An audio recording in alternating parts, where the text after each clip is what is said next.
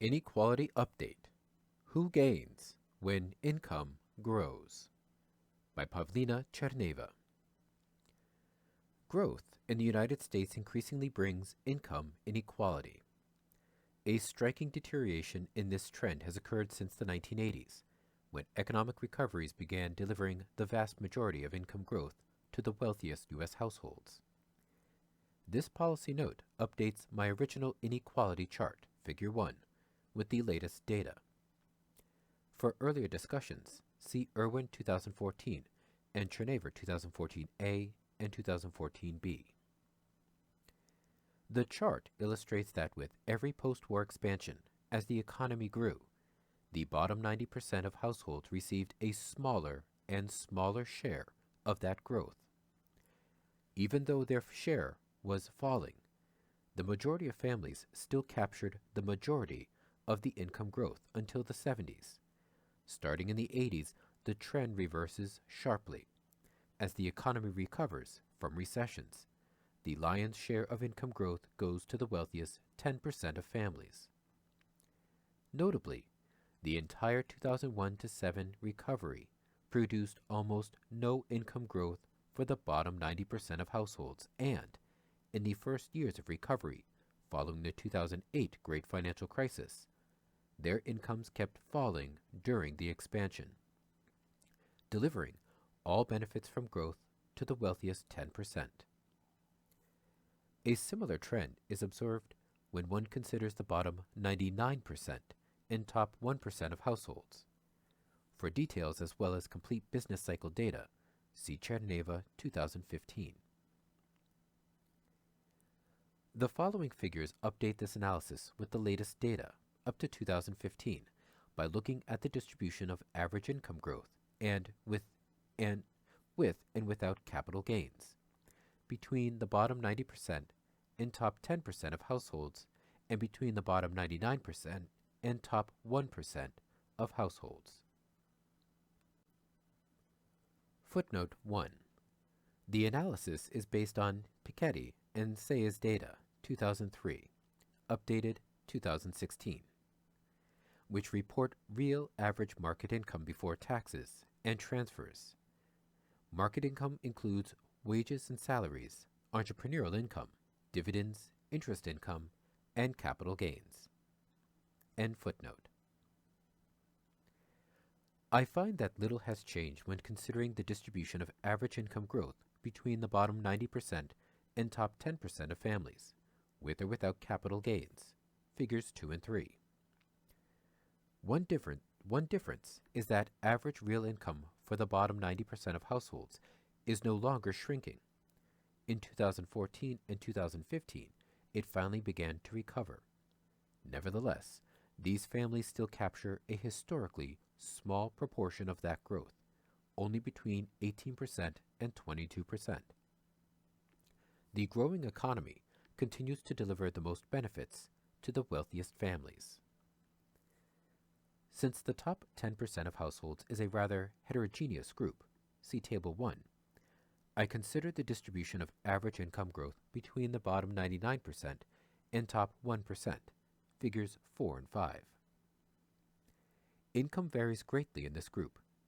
The average income for the top 0.01% of income earners is more than 100 times higher than that for the entire top 10%. Additionally, capital gains income is highly concentrated at the very top.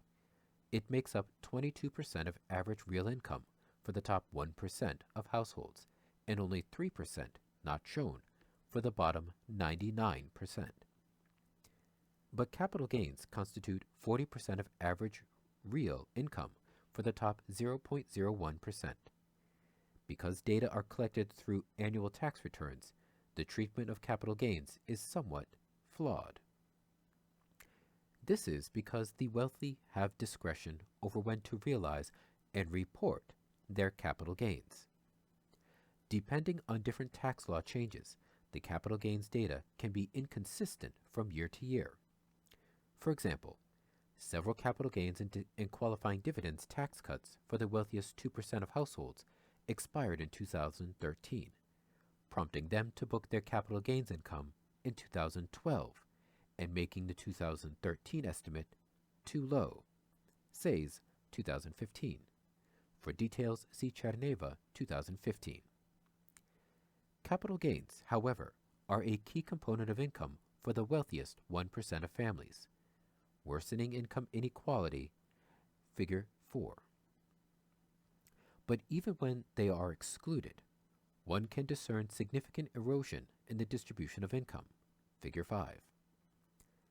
Figures 4 and 5 show that incomes from the bottom 99%, with or without capital gains, have recovered more robustly than those of the bottom 90%, figures 2 and 3, meaning that the improvements are primarily concentrated in the next richest 9% of families.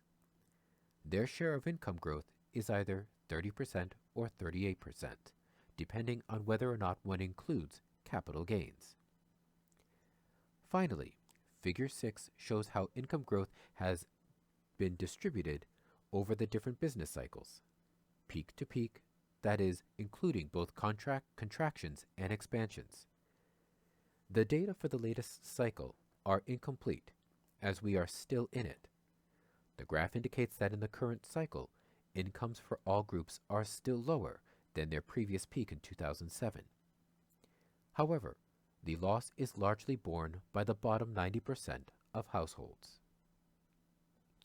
In sum, the growth pattern that emerged in the 80s and delivered increasing income inequality is alive and well. The rising tide no longer lifts most boats. Instead, the majority of gains go to a very small segment of the population. As I have discussed elsewhere, this growth pattern is neither accidental nor unavoidable.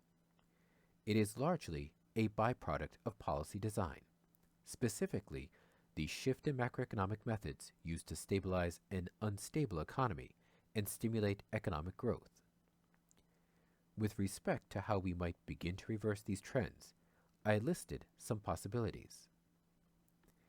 A policy orientation that pursues chock-full employment and decent wages can go a long way toward lifting the floor and filling the middle, delivering shared prosperity. When we look exclusively to the tax system for policy solutions to inequality, we miss this most important piece of the puzzle. Returning to a more equitable variety of capitalism requires far more than just rolling back regressive tax cuts. It requires resuscitating and modernizing those labor market focused policies left behind by the shift to a trickle-down, financial sector-driven policy regime. Redesigning the tax structure alone will not do the job. Aggressive increases in top marginal tax rates will reduce incomes at the top and thereby improve the income distribution. But more extensive progress will not be made until steps are taken to ensure that incomes at the bottom and the middle rise faster than those at the top. This can be achieved by refocusing policy on labor markets, including a mechanism that links wage increases to productivity gains, prioritizes decent work for decent pay, commits to pay equity, re-examines comparable worth policies, and, importantly, implements an effective employment safety net at living wages for all. These are policies that would ensure that 1. The incomes of the vast majority of people grow rather than shrink in expansions, and 2. The majority of the gains from growth go to the majority of families. Tcherneva, 2015.